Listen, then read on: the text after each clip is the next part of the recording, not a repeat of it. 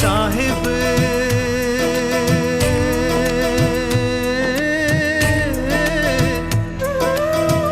जग में महान है मेरा साहिब, जग में महान है। तेरे चरणों में मेरी जान है, मेरा साहिब सत्य समान है। मैं बंदगी साहिब की करूं, मेरा साहिब ही भगवान है। साहिब जग में महान है। साहिब बंदगी, साहिब बंदगी, साहिब साहिब बंदगी, साहिब बंदगी, साहिब बंदगी, साहिब बंदगी, साहिब बंदगी, साहिब बंदगी, साहिब बंदगी, साहिब मेरा साहिब। कितना भी खूबसूरत स्त्री हो, कितना भी खूबसूरत आदमी हो, मरने के बाद उसकी डेड बॉडी देखना कितनी भयावह लगती है। इसका मतलब बॉडी का ये नूर हमारी आत्मा की ताकत है। हमारी आत्मा से शरीर सहला है।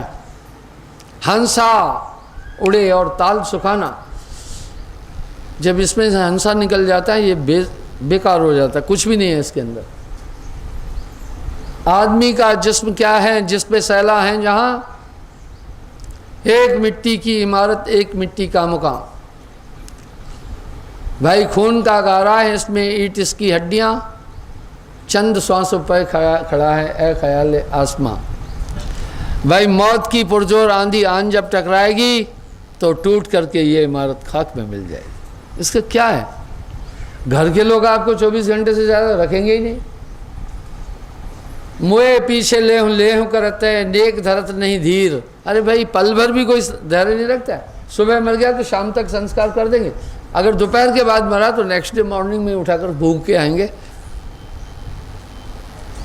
और लाश के बाद कोई बैठेगा ही नहीं, सोचेंगे भूत बन के चिबड़ नहीं जाए। कहीं वो फिर सपने में भी आ गया तो कहेंगे बापू सपने में लबदा है, सियाने चलों के पास दुनिया पहुंच जाती है। यानी सपने में भी नहीं देखना चाहेंगे आपको लोग, ठीक है। जिनके हित पर लोग बिगाड़ा अंत काल वो नाहि साई। हम इंद्रियों के क्षणिक आनंद की तरफ चलते हैं, वो क्षणिक है, कोई सार नहीं है उनका। उसके लिए भोग्य पदार्थों की जरूरत है। आत्मा आनंद में ही है, आत्मा का आनंद अनूठा आनंद है। आत्म ज्ञान बिना नर भटके, क्या मथुरा क्या काशी। हमें सोचना होगा हमारे आत्मा के आनंद में बाधक कौन सी चीजें हैं।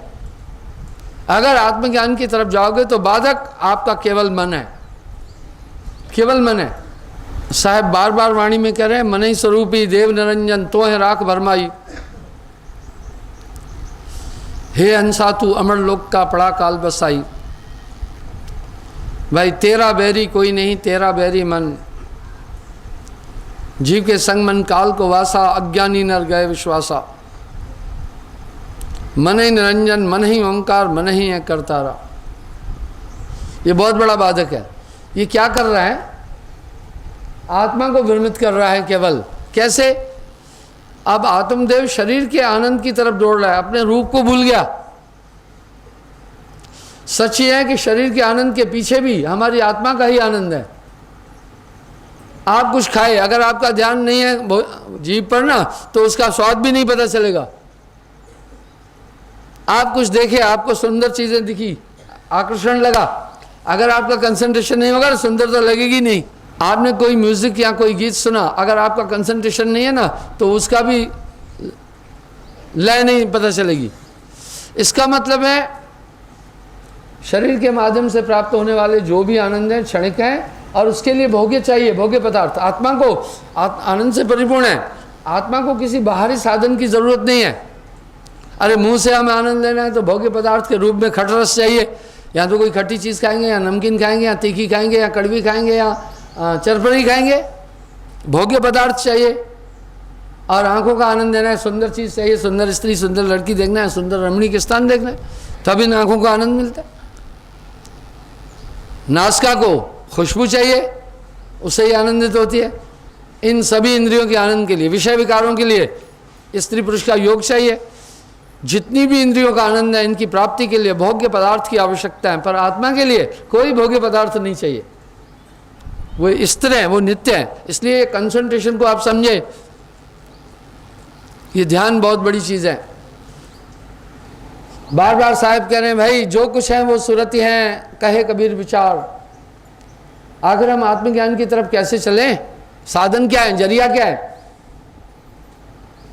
अरे भाई अंधकार की निवृत्ति का स्रोत है प्रकाश, पिपासा बुझाने का स्रोत है जल, भूख की तृप्ति के लिए साधन है भोजन। आत्मज्ञान की प्राप्ति के लिए क्या करना होगा? हमें आत्मा को जानना है ना। कहाँ गई है हमारी आत्मा? हमारी आत्मा अपने में ही तो है ना। एक चीज़ दुनिया की बहुत अच्छी लगी मुझे, जितने भी मत मतांतर धर्म हैं दुनिया में, सभी ध्यान एकाग्र करना बोल रहे हैं। आखिर वो सब ध्यान पर क्यों कंसंट्रेट हो रहे हैं? सभी ध्यान एकाग्र करना क्यों बोल रहे हैं? बेसिक चीज़ ये भक्ति की सभी मत मतांतरों में एक है। वो ध्यान इसलिए बोल रहे हैं, आप ध्यान ही आत्मा है। जब इसे एकाग्र करोगे आगे की बात समझ में आती जाएगी, आपको पता चलता जाएगा आपकी आत्मा क्या है। इसलिए इसका मतलब है हमें आत्म तक पहुंचने के लिए ध्यान एकाग्र करना होगा। क्यों ध्यान एकाग्र करें? आत्मज्ञान के लिए ध्यान की एकाग्रता की प्रासंगिकता क्या है? क्योंकि ध्यान ही आत्मा है। इसलिए जब एकाग्र करें, क्यों एकाग्र करें? अगर हमारा ध्यान जिन वस्तु और पदार्थों की तरफ घूम रहा है, हम उतनी देर वही हो जाते हैं, हम उतनी देर वैसे ही हो जाएंगे। अभी मैं ये बहन जी को देख रहा हूँ, मैं बस इतनी देर यही हूँ, क्या नाम है, मोगना, तो मैं इतनी देर मोगना हूँ, मैं मधु नहीं हूँ इतनी देर। मैं ये फौजी को देख रहा हूँ, मैं इतनी देर फौजी हूँ फिर, क्योंकि मेरा ध्यान उधर गया। मैं मिस्त्री खेरूराम देख रहा हूँ, इतनी देर मैं खेरूराम हूँ। इसलिए जितनी देर हम गुरुजनों को देख रहे हैं उतनी देर हम वही हैं। दर्शन सभा दीदारे नफा। इसलिए जितनी देर हम जिन चीज़ों की तरफ चिंतन करते हैं हम वही हो जाते हैं। जब आप वासना का चिंतन करते हैं आप वासना रूप हो जाते हैं। जब आप प्रेम का चिंतन करते हैं आप प्रेम रूप हो जाते हैं। जब आप क्रोध का चिंतन करते हैं आप क्रोध रूप हो जाते हैं। इसका मतलब चिंतन का प्रभाव हम सब पर पड़ा। इसलिए जब आप एकाग्र होंगे, एकाग्रता का मतलब है हमारा ध्यान किसी भी पदार्थ की तरफ न जाए। दुनिया के लोगों को एक बात पूछता हूँ, वासुदेव कृष्ण ने गीता में कहा, हे अर्जुन केवल वर्तमान बन, वर्तमान में जियो, वर्तमान ही सत्य है। मैंने बड़े बड़े विद्वानों से पूछा वर्तमान क्या है, उपयुक्त उत्तर नहीं मिलता है। हम तीन काल देखते, भूत भविष्य वर्तमान। जो अतीत है अर्जुन निरर्थक। अतीत में चाहे तुम राजा थे, आज तुम्हारे पास धन नहीं, राज्य नहीं है, तो वो राज्य का अनुभूति जो अतीत की थी वो आनंद नहीं दे सकेगी। यानी जो तुम अतीत में थे वो भूल जाओ, वो सब निरर्थक है। और जो भविष्य अनिश्चित है अर्जुन, कई बार हम कल्पना करते हैं कि कल उधर जाएंगे, नहीं जा पाते हैं। कई बार सोचते हैं ये काम करेंगे, वो नहीं हो पाता है। इसलिए अर्जुन भविष्य निश्चित नहीं है। तू वर्तमान में जी, प्रेजेंट में जी। क्या है वर्तमान? आप कहेंगे जो अभी हम देख रहे हैं ये वर्तमान है? कभी भी नहीं। आप मुझे देख रहे हैं ये भी वर्तमान नहीं है, क्योंकि आपने मुझे देखा। माइक्रो सेकेंड में मेरी तस्वीर आपके ब्रेन के पास गई, आपके ब्रेन ने आपको बताया ये मधु परमहंस है, तो मैं अतीत हूं। वर्तमान कब है? बोला है अर्जुन जो आप मुझे सुन रहे हैं ये भी वर्तमान नहीं है, मुझे जो आप देख रहे हैं ये भी वर्तमान नहीं है। अतीत उसको कहते हैं जो बीत चुका, चाहे वो एक पल बीत चुका पहले, वो भी अतीत है। जो करोड़ों साल पहले बीत चुका वो बहुत अतीत है, वो सभी अतीत है। फिर क्या है वर्तमान? क्या है? आप अगर इच्छा कर रहे हैं भविष्य अतीत की कि मुझे उसने वो कहा था, तो आप तो अतीत में चले गए, आप भूतकाल में चले गए। अगर आपने कल्पना की अभी घर जाऊंगा, तो आप तो भविष्य में चले गए। तो वर्तमान क्या है? जब आपका मन बुद्धि चित्त अहंकार कोई भी एक्टिव नहीं हो रहा है, वो वर्तमान है। ठीक है, वो वर्तमान है। ना आप में थॉट उठे, ना आप में चिंतन हो, ना आप में कोई मनन हो, ना बाकी आपको कोई बात याद हो। आप केवल आप हैं। पलट वजूद में अजब विश्ता में होए मौजूद तो समझ आए। नाचना कूदना ताल का पीटना ये रांडिया खेल हैं, भक्ति नहीं। भक्ति साहिब की बहुत बारीक है, शीश सोफे बिना ना ही पाई। इसलिए वर्तमान में जियो। वर्तमान में कैसे पहुँचोगे? वाह भाई वाह। वर्तमान में पहुँचने के लिए सुमरण साधन है। सुमरण भी वर्तमान नहीं है, सुमरण भी वर्तमान नहीं है, पर वो हमें वर्तमान के नज़दीक ले जाता है। मुझे याद है, हाँ बच्चा था मैं, घर में कबूतर आते थे, तो कबूतर घू घू घू घू करते हैं और बीट करते हैं। मैं उनको कैसे पकड़ता, जब मैं ऊपर जाता था वो उड़ जाते थे कमरे के अंदर ही। मैं उनको पकड़ता कैसे था, कमरा बंद करता था, खिड़की बंद करता था, देखो मैं उनको घेरता था। आप मन को घेरना, ठीक है, पकड़ में आ जाएगा। मैं उनको फिर उड़ाता था, उड़ते उड़ते उड़ते वो थक जाते थे, फिर मैं उन्हें पकड़ता था, मारता नहीं था, झोले में ले जाकर दूर छोड़ के आता था, कहीं दूर ले जाता था। क्यों? वो कबूतर महीने में 2 बच्चे देते थे, पूरे घूं घूं करते रहते, पूरी बीट करते, बहुत बदबू करते। मन को घेरो, मन को फ्री नहीं करना। इस कोठरी के पूरे खिड़की दरवाजे बंद कर देना, मन घिर जाएगा, ठीक है। सुमरन सूरत संभाल कर, मुख से कुछ ना बोल, बाहर के पट बंद कर, भीतर के पट खोल। साहब एक बात कह रहे हैं, साधु सोई जो यह गढ़ लीना, 9 दरवाजे प्रकट चीना, 10वां जाए खोल दिन दीना। 9 द्वारे कैसे बंद कर, 10वां खुलेगा। आपने देखा होगा बच्चे लोग तराजू के पलड़े में पानी भरकर घुमाते हैं, पानी नहीं गिरता है। देखो ढक्कन लग गया, ये ढक्कन कैसे लग गया? वायु के प्रेशर से। नाभि दल में अष्टकमल दल चक्कर सोदे, जोगी आप में बोधे, इंगला के घर पिंगला जाई, सुखमन नीर रहे ठहराई। ओहंग सोहंग तत्व विचारा, बंक नाल में किया संभारा। वाह भाई वाह। इसी तरह ये जब पवन नाभि चक्र से उठाता है जोगी, तो पवन खींचता है, पहले गुदाद्वार बंद हो जाता है, उठाता हुआ जब पवन आगे चलती है, मुंह भी अंदर खिंच जाता है, नासिका भी अंदर की तरफ खिंच जाती है, आंखें भी खिंच जाती है, कान भी बंद हो जाते हैं। तब ये फिर आगे जैसे चलता है तो सुषुम्ना के अंदर कफ है वो खुल जाता है, उस कफ के खुल जाने से सुरती आगे बढ़ती है और श्वास इसमें मददगार होती है। यानी आप जो श्वासा में भजन कर रहे हैं, एक्चुअल क्या हुआ, आपका पूरा कंसंट्रेशन वहाँ हो जाएगा। इसी को गोस्वामी जी रामायण में बड़े सुंदर अलंकार से बता रहे हैं। उल्टा जाप जपा जग जाना, वाल्मीकि भय ब्रह्म समाना। कौन सा उल्टा जाप है? मरा मरा नहीं, श्वास नाभि में आ रही उसको उल्टा किया, पवन को पलटकर शून्य में घर किया, धर्म में अदर भरपूर देखा, कहे कबीर गुरपुर की महर से त्रिकुटी मध्य दीदार देखा। एक बात और है, आपके अंतःकरण में हर उठने वाले संकल्प, आपके अंतःकरण में उठने वाले हर भाव का अक्स आपकी आंखों में आता है। 24 घंटे ध्यान देना, जब भी आप ध्यान में बैठना चाहो, मन आपको बहुत बड़ी रुकावट देगा। तेरा बैरी कोई नहीं, तेरा बैरी मन। जैसे अपने में आते जाओगे समझ में आता जाएगा मन का पूरा खेल। चश्म दिल से देख तू क्या क्या तमाशे हो रहे, दिल सता क्या क्या है तेरे दिल सताने के लिए।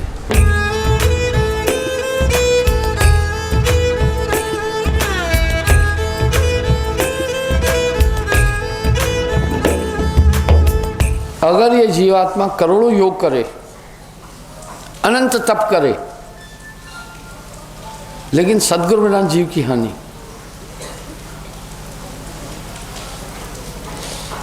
गुरु भक्ति के बिना, गुरु की शक्ति के बिना हृदय शुद्ध नहीं होगा। गुरु बिन हृदय शुद्ध ना होई। कोटिन भांत करे जो कोई, एक नहीं अगर करोड़ों चेष्टाएं करे, करोड़ों प्रयास करे, ये हृदय क्षेत्र का प्रकाश गुरु दिव्य अध्यात्म शक्ति से करता है। ये प्रकाश कोई ऐसा प्रकाश नहीं है, ये अध्यात्म प्रकाश है। इस प्रकाश से जीव को मन माया की समझ आती है। हृदय क्षेत्र में विचरण करने वाले मत्सर, काम, क्रोध, लोभ, मोह, अहंकार आदि दिखते हैं, अन्यथा जब ये नहीं दिखते हैं तो अपना काम कर जाते हैं। ये दिखते हैं। गुरु के कृपा के बगैर अंतःकरण चेतन नहीं हो सकता, ऐसा शास्त्रों का मनन है। कोटिन योग आराधे प्राणी, सतगुरु बिना जीव की हानि, सतगुरु अगम गंभीर बतलावे, जाके बल हंसा कर जाए, वेद जाए ताहे बखाने, सतपुरुष का मरम न जाने। कोई एक हंस विवेकी होई, सत्य शब्द जो गहे बिलोई। साहब कह रहे हैं ये शुद्ध अध्यात्म समझना बहुत मुश्किल है। जितने भी मत मतांतर हैं, तीन लोग तक की बात कर रहे हैं, निरंजन तक की बात कर रहे हैं, पर साहिब वाणी में कह रहे हैं भाई तीन लोग से भिन्न पसारा, अमर लोग सतगुरु का न्यारा, तीन लोग पढ़ ले तराई, चौथा लोग अमर है भाई। आदि शब्द इस बात का संकेत कर रहे हैं कि इस अगम गंभीर को सतगुरु बताएगा। कोटिन माह कोई संत विवेकी, जो मम वाणी गहे परे की, फंदे सबे निरंजन फंदा, उलट निजगर न चीन है बंदा। साहिब कहने कोई हमारी इस वाणी को समझेगा। आगे सुने, सुनो स्वभाव कोयल सुत केरा, समझतास गुण करो निबेरा, कोयल चित चातुर मर्दवानी, बैरी तास काग अगखानी। कह रहे हैं जो कोयल है इसका कौआ बहुत बड़ा बैरी है। कौआ क्यों बैरी है सुने। कोयल अपना अंडा सेना नहीं जानती है।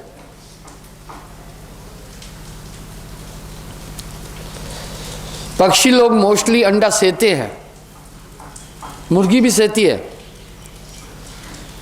ये अंडा सेना क्या होता है, जितने भी अंडज खान के जीव हैं स्वयं अंडा फोड़ करके बाहर आते हैं। मुर्गी का बच्चा भी अंडे से खुद बाहर आता है।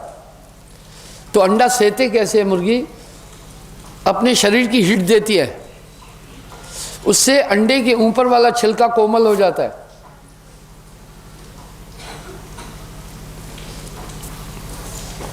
जैसे माताएं मैंने बालक को जन्म देती है, या जीव जंतु जो भी बालक को जन्म देते हैं, बालक स्वयं गर्भ से बाहर आता है। परिपक्व होने के बाद, मैच्योर होने के बाद वो स्वयं गर्भ से बाहर आता है, वो अपनी चेष्टा करता है। इसी तरह जो अंडज खानी के जीव हैं परिपक्व होने के बाद वो खुद बाहर आते हैं, वो स्वयं बाहर आते हैं, अपनी चोंच से अंडे को फोड़ते हैं। अगर अंडा सेया हुआ है तो जल्दी फूटेगा, नहीं तो अंडे की परत मोटी होती है, वो उनसे नहीं टूटती है, वो अंदर ही तड़प के मर जाते हैं। तो कोयल को अपना अंडा सेना नहीं आता है।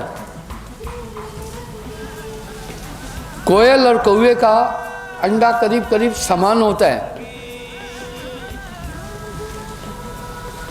और रंग रूप भी थोड़ा थोड़ा मिलता है। ले सत्संगी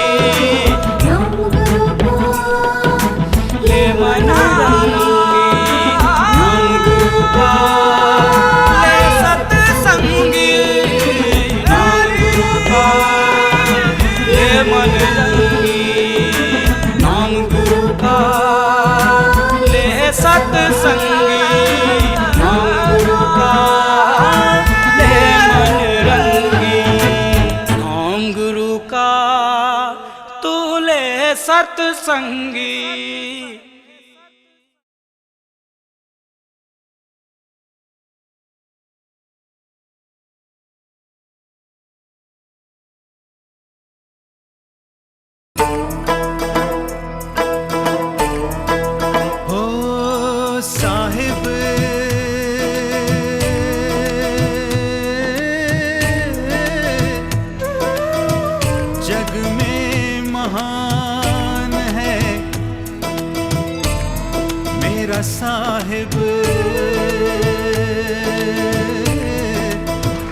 जग में महान है। तेरे चरणों में मेरी जान है, मेरा साहिब सत्य समान है। मैं बंदगी साहिब की करूं, मेरा साहिब ही भगवान है। साहिब जग में महान है। साहिब बंदगी, साहिब बंदगी, साहिब साहिब बंदगी, साहिब बंदगी, साहिब बंदगी, साहिब बंदगी, साहिब बंदगी, साहिब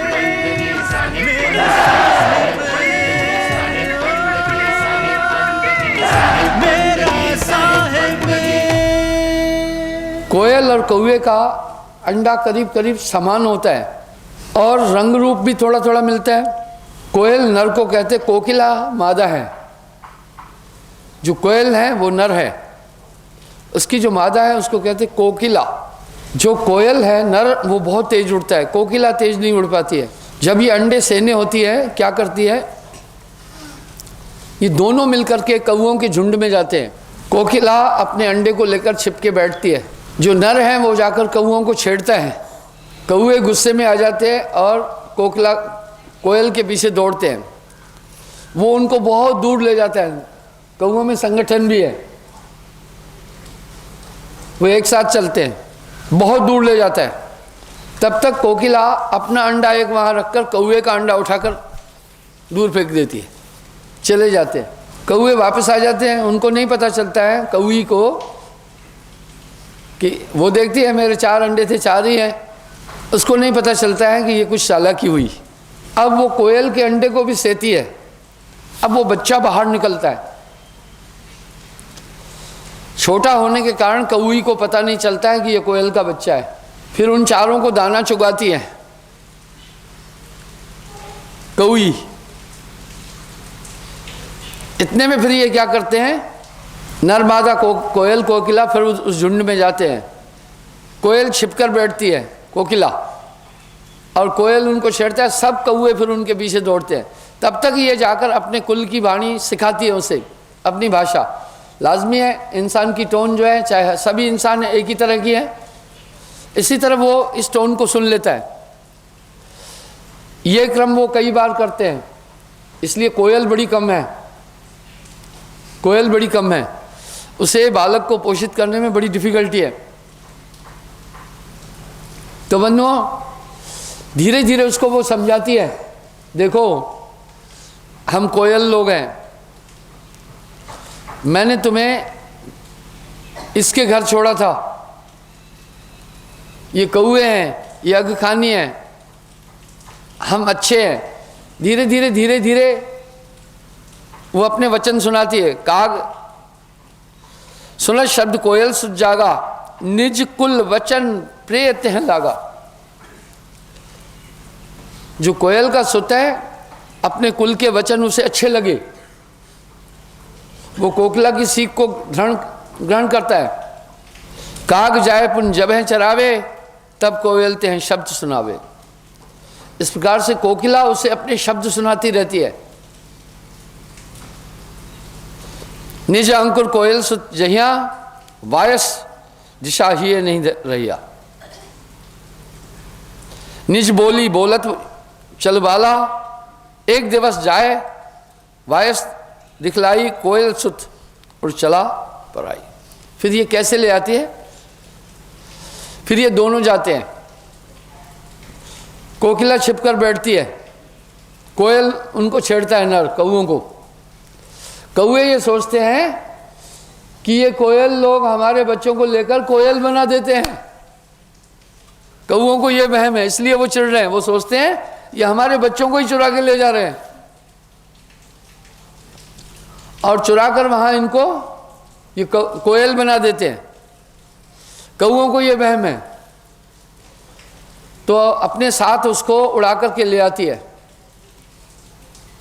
कोकिला अपने बच्चे को अपने साथ ले आती है, पूरा पढ़ा करके। धावत थकित भई नहीं पाई, बाहर मूर्छित भवन सिदाई। कोयल सुत मिलिया परिवारा, वायस काग मूर्ख मूर्छित झकमारा। यहाँ साहब कह रहे हैं फिर कौवे जब उसका पीछा करते हैं तो नहीं पकड़ पाते उन्हें, वो चले जाते हैं। तो बंधुओं, जब भी कोई किसी का जान लेने के लिए या मारने के लिए या पकड़ने के लिए पीछा करता है, तब आदमी बड़ा जोर लगाकर दौड़ता है। मैंने परसों भी देखा, एक ट्रक वाले ने एक गाड़ी नीचे गिरा दी, एक्सीडेंट किया। वो उतरकर भग रहा था, उसके पीछे 2-3 आदमी भग रहे थे। वो इतनी तेजी से भगा कि भाई कार्ल लुइस भी ऐसा तेज नहीं भग सकता है। चुनौती के समय आदमी बहुत अपनी एनर्जी लगा देता है, उसको खतरा होता है। इस तरह कोयल और उसके बच्चे को कौवे नहीं पकड़ पाते हैं। साहब बड़े प्रमाण से बता रहे हैं, आगे कह रहे हैं, ध्यान से सुने। निज वचन बोलत सुचाला, इसमें उसके बच्चे की एक खास बात रही। बच्चे ने अपना सहयोग दिया, अपना योगदान दिया। अगर वो उसका योगदान नहीं होता तो उसके माता पिता उन्हें कोयलों के कौवों के झुंड से वापस नहीं ला सकते थे। भावार्थ है, इसी तरह ये आत्मरूपी कोयल का बच्चा कौवे रूपी संसार निरंजन के संसार में उलझा हुआ है, और संत रूपी कोकिला आकर उसे सतलोक का संदेश देते हैं,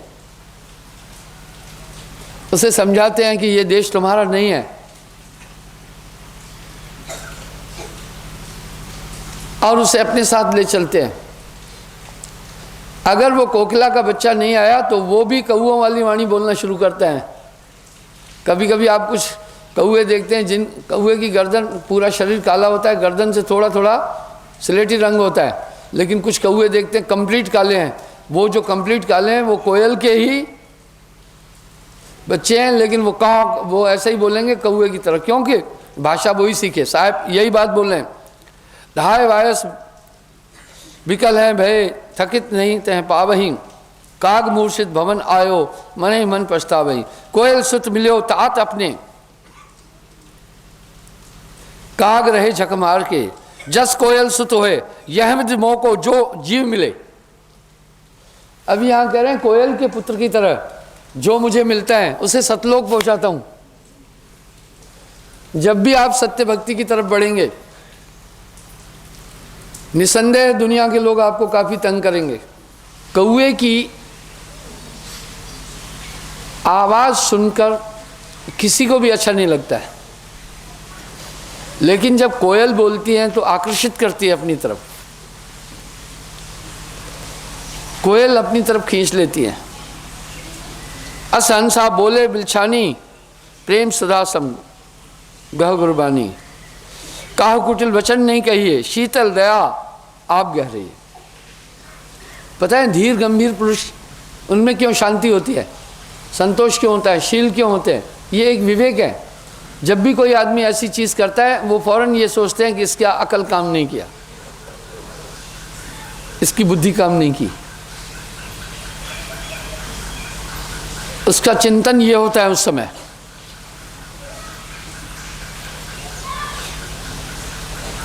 उसकी सोच ये होती है उस समय।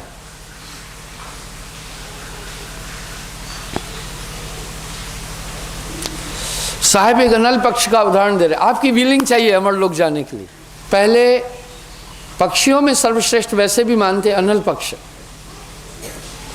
ये दुर्लभ है।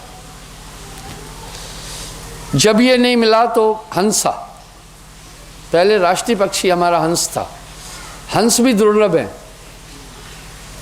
तब फिर मोर को रखा राष्ट्रपति पक्षी।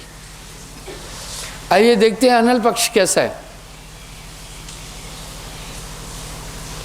वो शून्य में रहता है, निष्दिन रहे पवन की आशा। खाता क्या है? पवन। आप ये आश्चर्य नहीं मानना, सांप भी दीपावली के दीप जलने के बाद भूमिगत हो जाता है। सभी जीव अपनी खुराक जमीन में इकट्ठी करते हैं। सांप के शरीर की एक नेचर है, वो बाहरी वातावरण के अनुसार होता है। बाहर का वातावरण जैसा होगा उसके बॉडी का वैसा हो जाएगा।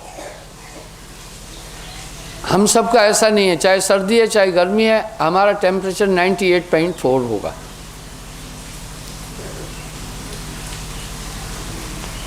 सांप के साथ ऐसा नहीं है।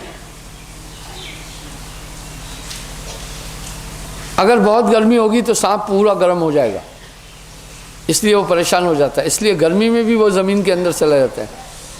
हमारी पृथ्वी की तासीर अलग है। गर्मी में ये ठंडी होगी, इसलिए देखो गर्मी में पानी ठंडा हो जाता है कुएं आदि का, सर्दी में ये गर्म होती है। अभी आप देखो ठंड है तो पानी गर्म आएगा। सांप की कैसी वृत्ति है? हमारे शरीर की वृत्ति है। हर मौसम में हमारे शरीर का टेम्परेचर 98.4 रहता है, लेकिन सांप का ऐसा नहीं है। अगर टेम्परेचर डाउन चला जाएगा तो उसका भी शरीर का टेम्परेचर डाउन हो जाएगा। फिर सर्दी में सांप ऐंठ जाता है, ब्लड जमने लगता है तो वो फ्लेक्सिबल नहीं रहता है, और सांप जब तक वक्रावत नहीं होगा तब तक नहीं चल पाएगा। इसलिए सांप पर हमला भी सबका है। बाज वगैरह इन्हें झपट के खा लेते हैं। पक्षी देखते हैं तो क्योंकि ये पेड़ पर चढ़ के पक्षियों के अंडे भी खा लेता है, इसलिए वो भी इस पर हमला करते हैं, और आदमी भी इसको देखकर मार डालता है। इसलिए सांप को बहुत सावधानी से जीना पड़ता है। तो सर्दी में ये चल नहीं पाता है, तो दीपावली के दीप जलने के साथ ये भूमिगत हो जाता है।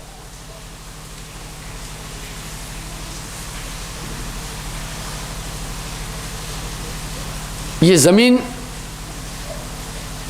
के अंदर हो जाता है, क्योंकि उस समय जमीन में गर्मी होती है। नाग पंचमी के समय ये बाहर निकलता है, यानी फागुन में। ये 3 महीने जो जमीन में रहा, क्या खाया इसने? हवा खाई सिर्फ। इसी तरह अनल पक्ष पक्षी हैं, सर्वश्रेष्ठ पक्षियों में उसे माना, हवा में रहता है। निष्दिन रहे पवन की आशा, दृष्ट भाव तेह रत्विद ठानी, या विद गर्भ रहे तेह जानी। और वो एक ऐसा दृष्टि से ही मादा को प्रेग्नेट करता है, नजर से, दृष्टि से। साहेब आगे वाणी में कह रहे हैं, अंड प्रकाश भयो पुनतहमा, निराधार आलम है जयमा। अंडा, अंडली ने, मादा ने अंडा दिया, इतनी ऊंचाई पर रहते, वो धीरे धीरे धीरे धीरे जमीन की तरफ आने लगता है। पृथ्वी के ऊपर जितनी भी आप रहेंगे वहां गुरुत्वाकर्षण कम हो जाएगा। समुद्र में अगर कोई भी चीज पहले फेंको तो पहले स्पीड में जाती है, बाद में जल के घनत्व के कारण लहराती हुई जाएगी। एक बार नेवल के साथ हम लोग ट्रेनिंग कर रहे थे कोचीन साइट में, तो एक जवान की घड़ी गिर गई शिप से। गोताखोर ने कहा, भाई घड़ी कब गिर गई है? बोला अभी 5 मिनट हो गए। बोला मैं अभी लेके आता हूँ। सभी लोगों ने सोचा यार इतना गहरा समुद्र है, अभी कैसे लेके आएगा? वो 2 मिनट में नीचे गया, घड़ी लेके आ गया।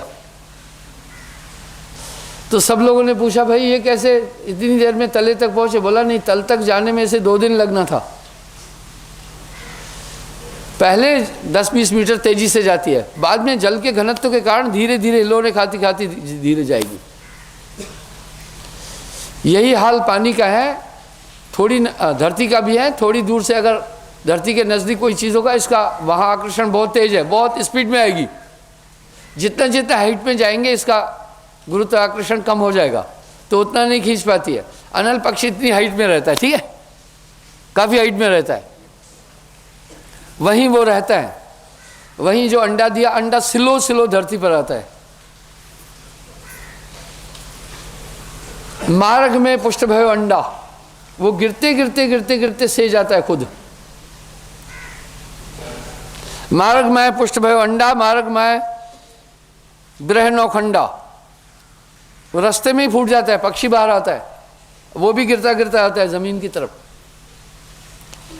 मार्ग में चक्षतिन पावा, मार्ग में पंख प्रभावा, गिरते गिरते उसको पंख भी आ जाते हैं और गिरता रहता है। मही टिकाया, धरती पर टकराने से पहले शुद्ध तह पाया, यहां मोर आश्रम नहीं, ये मेरा घर यहां नहीं है। सूरत संभार चले पुन तहवा, मात पिता को आश्रम जहवा, वो खुद कंसंट्रेट होकर के अपने माता पिता के पास पहुंचता है। मात पिता तहन लेन ना आवे, साहब कह रहे हैं अनल पक्ष तहन लेन ना आए, उलट चीन जिस घर से धाये, वो सिर्फ घर की तरफ बढ़ा। वो कैसे? अगर भाई भीड़ में आदमी दबता है तो गर्दन खुद बाहर निकलता है, नहीं निकलता है, क्योंकि श्वास हमारा आधार है। इसी तरह वहां अनल पक्ष वहां चला जाता है। अब यहां साहब रूपक क्या दे रहे हैं? जिस तरह अनल पक्ष जस पक्षिन माई, अस बिरला जीव नाम समाई, यह विद जो जीव चेते भाई, मेठ काल सतलोक सिधाई। इसी प्रकार इस आत्मा के अंदर परमात्मा तक जाने की ताकत है। अनल पक्ष के पास अपने माता पिता से के पास तक जाने की शक्ति थी। इसी तरह इस आत्मा के पास में परम पुरुष तक जाने की शक्ति है। आपकी विलिंग चाहिए, बाकी काम गुरु कर देगा। अब यहां भाव करें, अनल पक्ष तह लेन ना आए, वाह भैया। और मैंने कोयल का उदाहरण दिया कि उसकी विलिंग थी तभी वो वहां पहुंचा। बस आप अपना भाव रखना, फिर अमर लोग जाना आपके लिए कोई मुश्किल नहीं है। आप हैं ही वहां के, जो जिसका अंश है उसके इर्द गिर्द घूमता है। पृथ्वी सूर्य का अंश है, देखो उसके इर्द गिर्द घूम रही है नहीं? देखो अग्नि सूर्य का अंश है तो देखो ऊपर लपटे दे रही है नहीं? जल समुद्र से उसका अंश ही है, उसी की तरफ बहता है नहीं? जब आत्मा परमात्मा का अंश है तो परमात्म तत्व की प्राप्ति के लिए वो आगे बढ़ेगी, इसकी चिंता की बात नहीं। तो गफलत नहीं तहां सदा होशियार देखना, दुनिया में अपना ध्यान नहीं रमाना। आपका ध्यान आपकी आत्मा है। खाते पीते जागते सोते, खावता पीवता जागता सोवता, कहे कबीर सो रहे माही। सभी कार्य करते करते अपना ध्यान हमेशा दुनिया से अलग रखना। याद रहे ये प्रकृति का संसार है। इस शरीर में जो जो भी चीज़ें ये संसार के संचालन के लिए हैं। काम नहीं होता सृजन नहीं होता, क्रोध नहीं होता तो क्रिया नहीं होती, अहंकार नहीं होता तो अपना पराया नहीं होता, मोह नहीं होता तो फिर माताएं बच्चे को जन्म देकर नाले में फेंक देती, कोई पलता नहीं। इस तरह ये जितनी भी चीज़ें हैं इस भौतिक संसार के लिए हैं, इन सब पर नियंत्रण हो। ये माया है दो भांत की, जो कर जाने कोई, एक मिलावे नाम से एक नरक ले जाए। नाम गुरु का ले सत्संगी, नाम गुरु का ले मना रंगी, नाम गुरु का ले सत्संगी, नाम गुरु का ले मन रंगी, नाम गुरु का ले सत्संगी, नाम गुरु का ले मन रंगी, नाम गुरु का तू ले सत्संगी।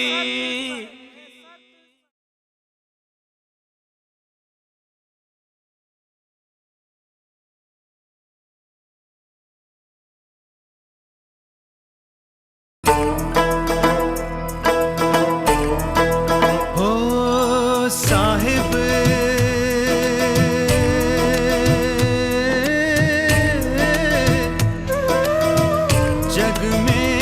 महान है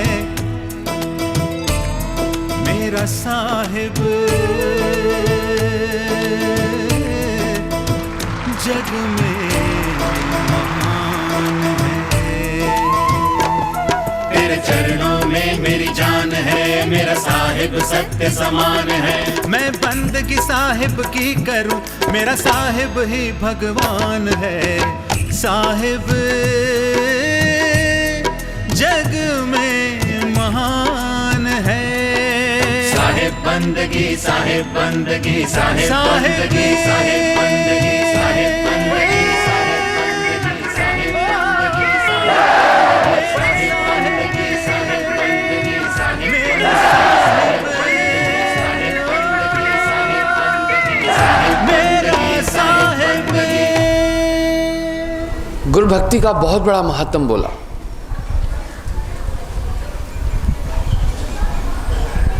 आखिर ये गुरु भक्ति कैसी, क्या है गुरु भक्ति? गुरु, शिष्य और ईश्वर मिल कीना भक्ति विवेक, तीनों तीरधारा बनी आगे गंगा एक, कबीरा आगे गंगा एक। सब धरती कागज करूं, लेखन सब बन रहा है, सात समुद्र की मस करूं, गुण गुण लिखा न जाए। आदि शब्द इस बात की पुष्टि कर रहे हैं। गुरु हैं बड़े गोविंद से मन में देख विचार, हरि सुमरे सो वार हैं, गुरु सुमरे सो पार। कबीरा हरि के रूठते, गुरु की शरणी जाए, कहे कबीर गुरु रूठते, हरि नहीं हो सहाय। गुरु हैं बड़े गोविंद से। क्या ये केवल साहिब के विचार रहे? साहिब ने तो गुरु महात्म बोला, गुरु के आयाम को नया रूप दिया। पर रामायण भी तो कह रही है ना, मोरे हृदय प्रभु अस्विश्वासा, प्रभु से अधिक प्रभु के दासा। राम सिंधु घन सज्जन वीरा, चंदन तरु हरि संत समीरा। कह रहे मुझे ये विश्वास है कि परमात्मा से कहीं अधिक ताकत संतों के पास है। हमारे धर्मशास्त्र इसकी पुष्टि कर रहे हैं। वेद भी गुरु महात्म बोल रहे हैं। ध्यान मूलम गुरु रूपम, पूजा मूलम गुरु पादकम, मंत्र मूलम गुरु वाक्यम आदि इन शब्दों से भी एक बात पता चल रही है। गुरु का बड़ा महात्म बोला। गो कहिए अंधकार को, रू से भया प्रकाश। अंधकार को मेट के हृदय करे प्रकाश, गुरु नाम है तास। जो अंधकार को मिटा करके प्रकाश का सृजन करता है गुरु है। ये कैसा अंधकार? वहां चांद सूरज तारे आदि प्रकाश नहीं कर सकते। गुरु बिन घोर अंधार। हमें इन विचारों पर चिंतन करना पड़ेगा। साहिब भी वाणी में कह रहे हैं, भाई गुरु बिन हृदय शुद्ध ना होई। गुरु के बिना ये हृदय शुद्ध नहीं हो सकता है। कोटिन भांत करे जो कोई, करोड़ों प्रयास भी करे, लेकिन बिना गुरु के हृदय शुद्ध नहीं हो सकता। आखिर क्या चीज गुरु कर रहा है? गुरु हृदय में क्या कर रहा है? गुरु के बिना मोक्ष भी नहीं। गावत वेद पुराण, साहिब कह रहे हैं भाई वेद पुराण आदि इसकी महिमा गा रहे हैं। हमें गुरु तत्व पर चिंतन करना होगा। गुरु गुरु कहे सकल संसारा, गुरु सोई जो तत्व विचारा। गुरु क्या दे रहे हैं? इतनी बड़ी महिमा गुरु की कह दी। सभी धर्मशास्त्र गुरु का महात्म बोल रहे हैं। गुरु भक्ति कैसे की जाए, इस पर चलना होगा, इस पर चिंतन करना होगा। गुरु गुरु कहे सकल संसारा। गुरु क्या है? गुरु क्या देता है? गुरु भक्ति कैसे की जाए? है यहाँ सतगुरु बिना कोई मोक्ष का दाता नहीं। मोक्ष का दाता सतगुरु। गोस्वामी जी ने रामायण में बड़े सुंदर अलंकार से एक बात कही, गुरु बिन भवन तरह न कोई, जो बिरंच शंकर सम होई। हमने गुरु तत्व एक किताब लिखी है और सच्चा शिष्य एक पुस्तक लिखी है। सुरती क्या है? ध्यान, मन, किताब लिखी है, सुब्रण किताब लिखी, उस पर भी नाम अमर लोग, 17 किताबें 17 विषयों पर अलग अलग लिखी है। हमने ये बात इंगित की। पहली बात तो है, साहब वाणी में कह रहे हैं सब धरती कागज करूं, लेखन सब बन रहा है, जितने भी जंगल की लकड़ियां सबको कलम बना दूं, 7 समुद्र की मसी करूं, पूरे 7 समुद्र की शाही बना दूं, पर गुरुगुण लिखा न जाए। जरूर कहीं न कहीं महात्म है। 7 दीप नवखंड में गुरते बड़ा न कोय, करता करे न कर सके गुरु करे सो होए। आखिर गुरु तत्व में ऐसी क्या चीज़ है, इतनी महिमा, इतना महात्म गुरु का वाणियों में क्यों आ गया? और इसको साहब ने बहुत सुंदर अलंकार से समझाया। भवसागर का पार बिन सदगुरु पावे नहीं, कोटिन करे उपाय। मैंने ये बात पहले भी बोली है। एक प्रोफेसर साहब मुझे मिला, ज्ञान की बात करने लगा, मैंने पूछा गुरु किया, कहाँ से गुरु किया? बोला गुरु किया ही नहीं, गुरु करने की आवश्यकता ही नहीं है, क्या ज़रूरत पड़ी गुरु करने की? हम स्वयं परमात्मा का चिंतन करें, बीच में एजेंट की क्या ज़रूरत है? तमाम गुरुओं के स्कैंडल सुनाई पड़ रहे हैं, ऐसा हुआ वैसा हुआ, जैसे बाल बच्चे उनके तैसे हमारे हैं। इसलिए गुरुवाद तो एक भ्रम पैदा कर रहा है। हम खुद डायरेक्ट परमात्मा की बात कर सकते हैं, पढ़े लिखे हम, PhD हैं, और हम शास्त्रों को पढ़ करके गुरु तत्व को हम खुद हम ईश्वर तत्व को समझ सकते हैं। मैंने उसे समझाया, मगर डॉक्टर साहब ऐसा नहीं है कि सिर्फ हम गुरु हमें सिर्फ थ्योरी ऑफ मेडिटेशन बताता है या पोथी पढ़ के बताता है, नहीं, गुरु के पास एक प्रासंगिक ताकत है जो हमें अंतर्ज्ञान, हमारा हृदय शुद्ध करती है। वो आगे मैं बताऊंगा आपको कि गुरु हृदय शुद्ध कैसे करता है। गुरु बिन हृदय शुद्ध ना होई, कोटिन भान करे जो कोई। आइए देखें, इतनी बड़ी महिमा गुरु की कही गई। गुरु गोविंद दोनों खड़े, ताके लागू पाए, बलिहारी गुरु आपनी जिन गोविंद दिया दसाए। वाह, गुरु और परमात्मा दोनों खड़े, किसके पैर पकड़ूं? बलिहारी गुरु आपनी गोविंद दिया दसाए। आगे करे, गुरु हैं बड़े गोविंद से, बड़े हैं बरोबर भी नहीं बोल रहे, गुरु हैं बड़े गोविंद से, मन में देख विचार, हरि सुमरे सो वार हैं, गुरु सुमरे सो पार। भाई जो परमात्मा का स्मरण कर रहा है वो तो एक ट्राई है, लेकिन जो गुरु का स्मरण कर रहा है वो पार ही पार है। एक दिन मैंने कहा सदगुरु पार करेगा, कोई महात्मा क्रिटिसाइज करके मुझे कहने लगा टीवी पर कि गुरु भाई कैसे पार करेगा, हम तो कह रहे हैं ओम नमः शिवाय बोलो पार हो जाओगे, मेरी समझ में नहीं आ रहा है गुरु कैसे पार करेगा। मैंने कहा बिल्कुल उसने ठीक कहा, उसको अभी तक ये पता नहीं है कि गुरु किस तरह से पार करता है। आइए हम देखें, वाणियों से एक बात की पुष्टि हो रही है कि भवसागर का पार बिना सदगुरु के हम पा ही नहीं सकते हैं। सदगुरु हमें इस संसार सागर से पार करेगा। एक बात ये तय है, एक बात ये तय है कि गुरु संसार सागर से पार करेगा। गुरु गुरु कहे सकल संसारा, गुरु सोई जो तत्व विचारा। बहुत गुरु हैं अजग माही, हरे द्रव्य कछ संकट नाही, ताते प्रथम परीक्षा कीजिए, ता पीछे गुरु दीक्षा लीजिए। दुनिया गुरु गुरु गुरु गुरु कह रही है। गुरु कैसा हो? साहिब वाणी में एक जगह कह रहे नाम सत्य गुरु सत्य हो, आप सत्य जो होए, 3 सत्य जब एक हो तो विश्व से अमृत होए कबीरा, विश्व से अमृत होए। 3 चीजें सच होनी चाहिए। पहली बात तो गुरु तक की बड़ी महिमा जो कही गई, गुरु कैसा हो, गुरु क्या करेगा। साहिब वाणी में कह रहे हैं भाई गुरु के लक्षण कहता हूं सुनो धीर चितलाए। गुरु के लक्षण बोल रहा हूं, ध्यान से सुनो। प्रथम निर्वासना, गुरु हो निर्वासना, विषय विकार न करे। सीधी बात है, गुरु बाल ब्रह्मचारी हो।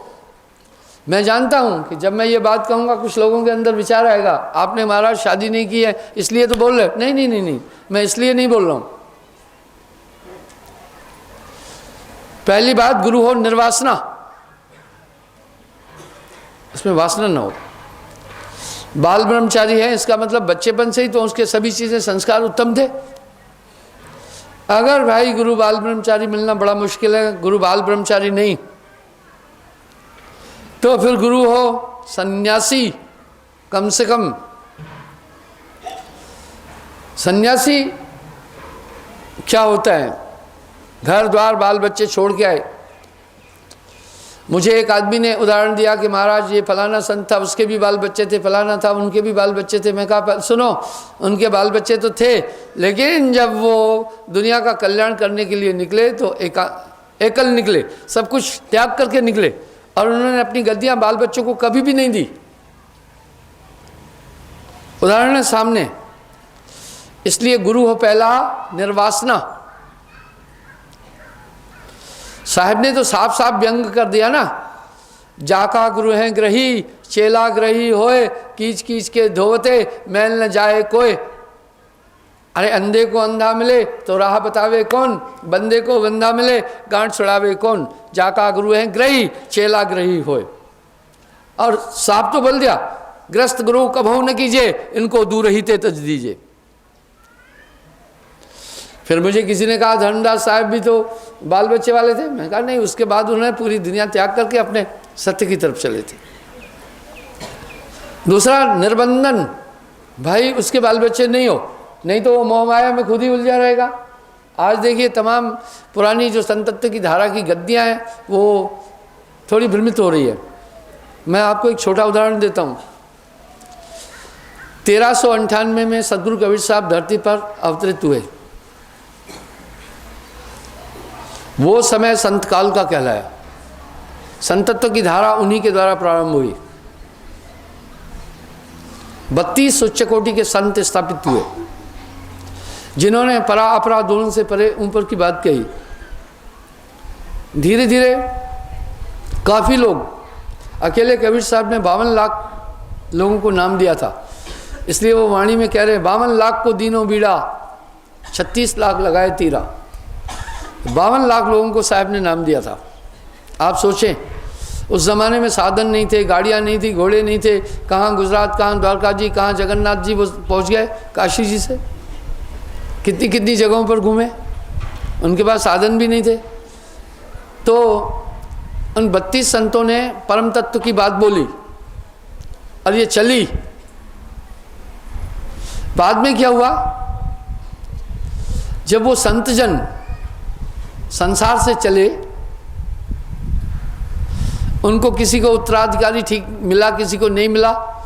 जब वो चले गए तो उनके रिश्तेदारों ने संतों की गद्दियों को कब्जा कर लिया। कहा ये तो हमारा बाप था, ये तो हमारा नाना था, हमारा दादा था, तू कौन है भैया, भाग जा। तो एक हजूम बना करके वो संतों के स्थानों को कब्जा कर दिया गया। सिर्फ स्थान कब्जा नहीं किए, उन्होंने ये देखा कि बड़ा चढ़ावा आता है, बड़ा पैसा आता है, बड़ा धन आता है। वो लोग गुरु भी बनकर बैठ गए।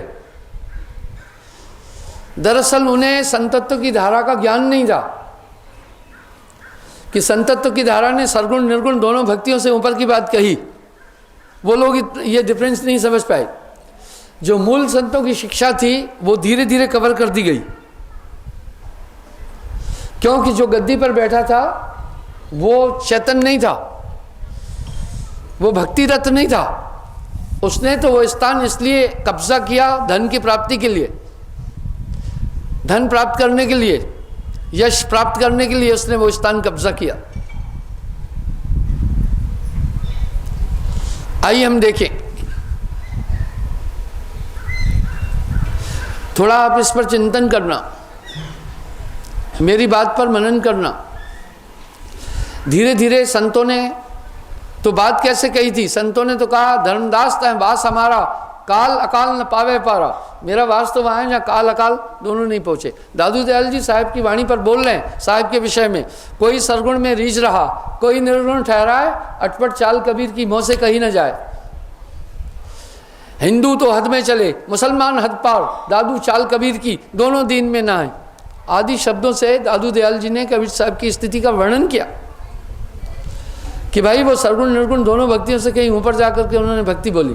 धीरे धीरे क्या हुआ आप देखते हैं ना, कभी कभी पारिवारिक ट्रेडिशन बदलती जाती है, धीरे धीरे बदल जाती है। इसलिए 400 साल के अंतराल में धीरे धीरे संतत्व की धारा बदल गई।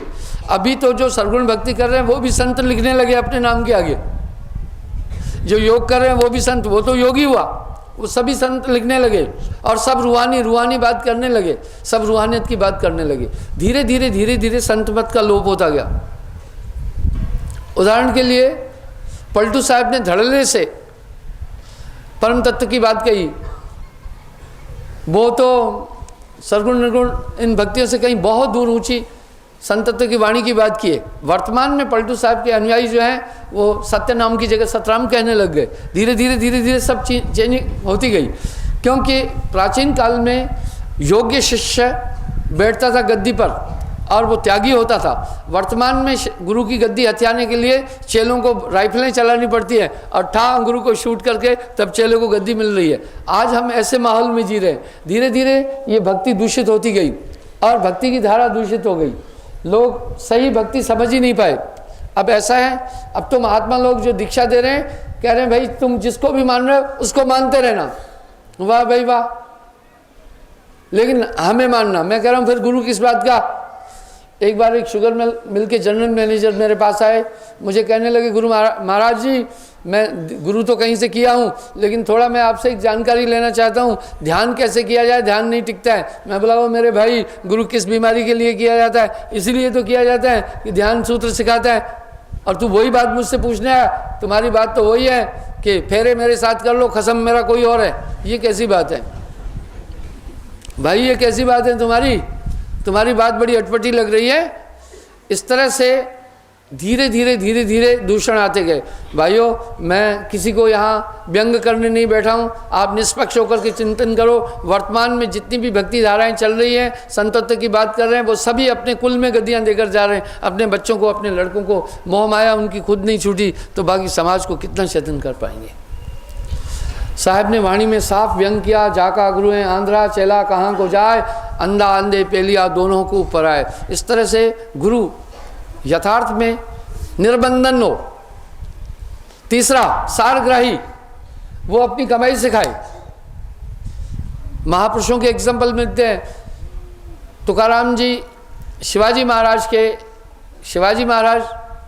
उनके अनुचर थे, पर तुकाराम जी अपना पूरा जीवन लकड़ी काट करके अपनी उस मेहनत की कमाई, बूढ़े हो गए तभी भी लकड़ी काट करके अपना जीवन गुजारा था। वो तो राजा था छत्रपति शिवाजी महाराज, उनसे तो वो बहुत धन ले सकते थे।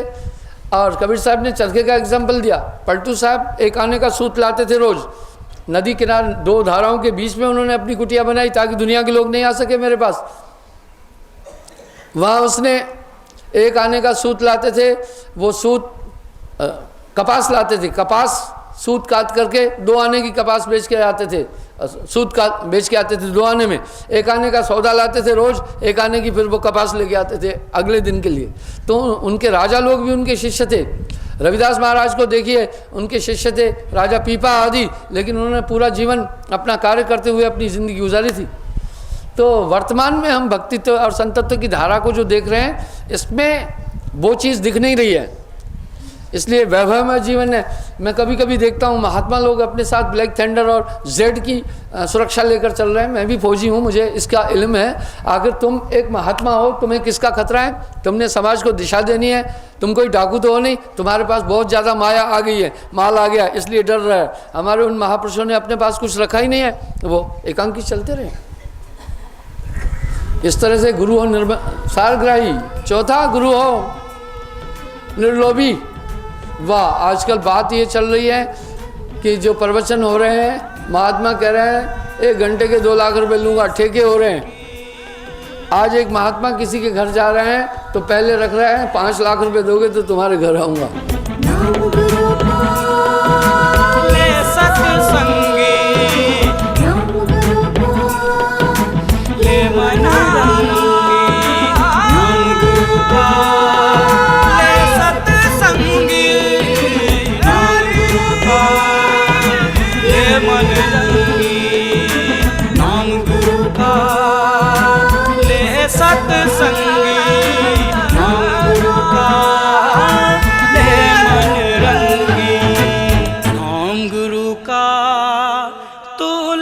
सत्संगी